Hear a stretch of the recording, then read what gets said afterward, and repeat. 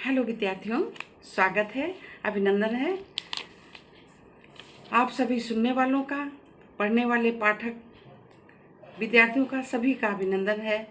आज हम लोग हिंदी साहित्य में शोध के अंतर्गत, हिंदी साहित्य में शोध ये शीर्षक है, इसके अंतर्गत शोध प्रवृत्तियों का अध्ययन करेंगे।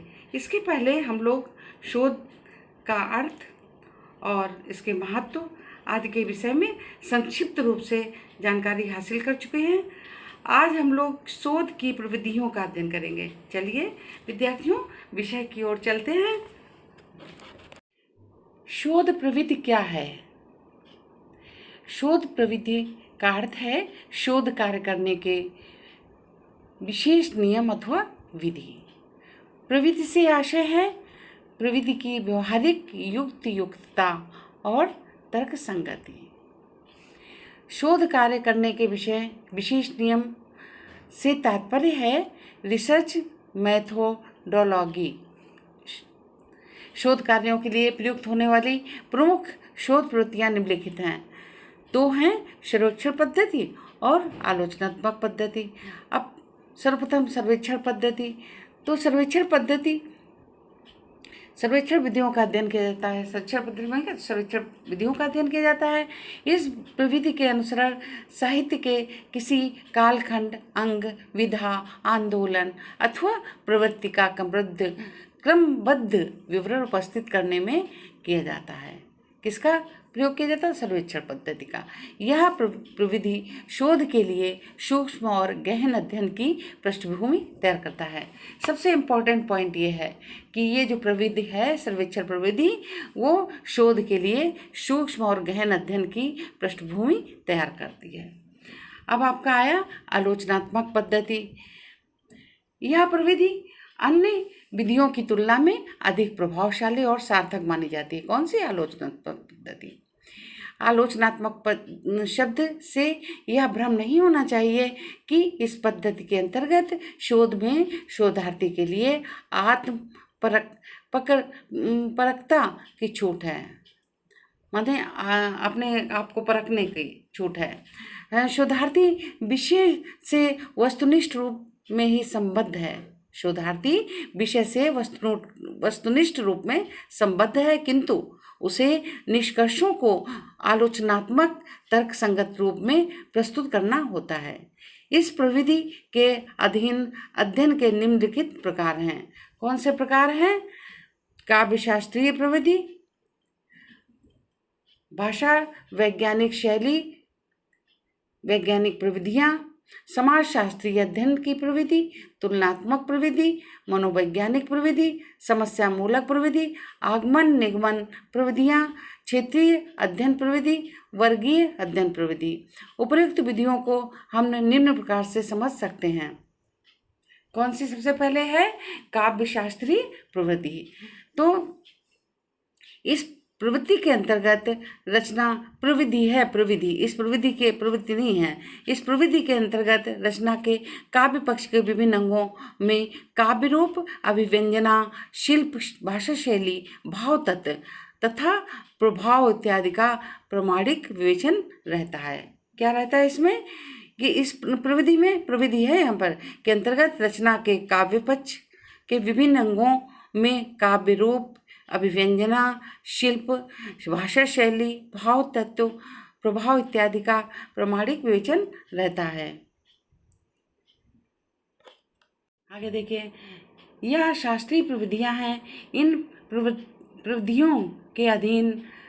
प्रविधियों के अधीन भाषा और शैली की संरचना का अध्ययन विश्लेषण किया जाता है। इनमें से शैलीगत अध्ययन को काव्यशास्त्री और भाषा वैज्ञानिक अध्ययन के मध्यवर्ती रूप में स्थान दिया जाता है। उसके बाद आता है इसकी दूसरा, समाजशास्त्रीय अध्ययन प्रविधि। इस प्रविधि के में साहित्य का सामाजिक तत्व, सामाजिक परिवेश के साथ नैतिक और दार्शनिक तत्वों का अध्ययन रहता है।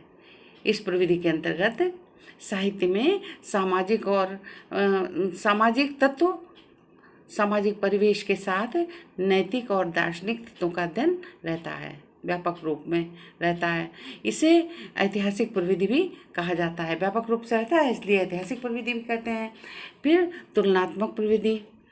इस प्रविधि में एक ही भाषा अथवा दो या अधिक विभिन्न भाषाओं के समान कवियों, कृतियों अथवा प्रवृत्तियों का सम और विषम तत्वों की दृष्टि से अध्ययन किया जाता है। मनोवैज्ञानिक प्रविधि आ गई। इस प्रविधि के रचनाकार और रचनागत पात्रों की अंतर चेतना का मनोवैज्ञानिक अध्ययन किया जाता है। इस प्रविधि में रचना को चैतन्य मानकर चला जाता है और रचनागत चैतन्य व्यक्ति और समाज के अंतर्गत संबंधों का और प्रभावों की दृष्टि से ही माना जाता है। अगला है आपका समस्यामूलक प्रविधि।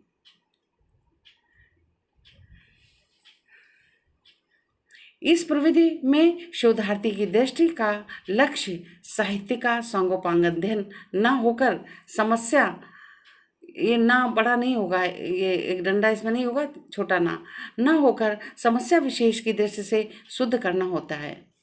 अगला है आगमन निगमन प्रविधियाँ। ये प्रविधि अन्य प्रविधियों से भिन्न है।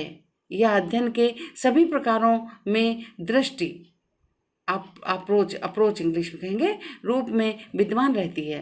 शास्त्रीय अध्ययन इन दोनों प्रविधियों से हो सकता है। शास्त्रीय अध्ययन इन दोनों प्रविधियों से हो सकता है, लेकिन शोध में सामान्यतः निगमनात्मक प्रविधि ही अपनाई जाती है।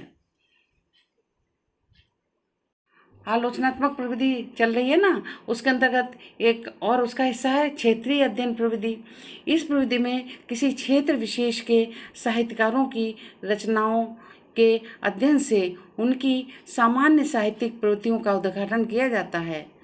हिंदी में राजस्थानी, बुंदेली, हरियाणवी, छत्तीसगढ़ी इत्यादि बोलियों के लोकगीतों, वीर गीतों पर किए गए शोध इसके उदाहरण हैं। वर्गीय अध्ययन प्रविधि। इस प्रविधि में शोधार्थी के शोध का क्षेत्र कवि, लेखक, विषय विशेष न होकर उनका वर्ग विशेष होता है। इस प्रविधि में कौन सा वर्गीय अध्ययन प्रविधि, ये किसके अंतर्गत है? आलोचनात्मक प्रविधि का एक हिस्सा है पार्ट।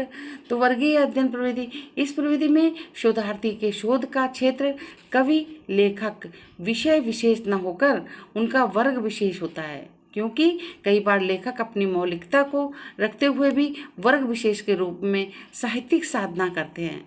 ऐसे वर्गीय साहित्यकारों में हम लेख पोएट्स, सप्तकीय कवि इत्यादि को गिन सकते हैं। ये लेख पोएट्स जो हैं अंग्रेजी के पोएट्स हैं, कवि हैं, और सप्तकीय जो हैं ये 7 कवियों की जो है तार सप्तक है उसके कवि हैं ये 7, उनको कहते हैं सप्तकीय कवि इत्यादि को गिन सकते हैं। आंदोलन विशेष के कवि भी इसमें ही गिने जाएंगे। और ये अभी लेख पोएट्स और सप्तकीय कवि का शॉर्ट वीडियो में भी हम डाल रहे हैं, तो आप उसको ढंग से देख लीजिएगा कि क्या इसे क्या कहा जाता है, ये क्या है। तो आंदोलन विशेष के कवि भी इसमें गिने जाते हैं। किसमें? वर्गीय अध्ययन प्रविधि में, जैसे मार्क्सवादी लेखक, कवि, छायावादी कवि आदि। तो ये आपकी थी प्रविधियाँ।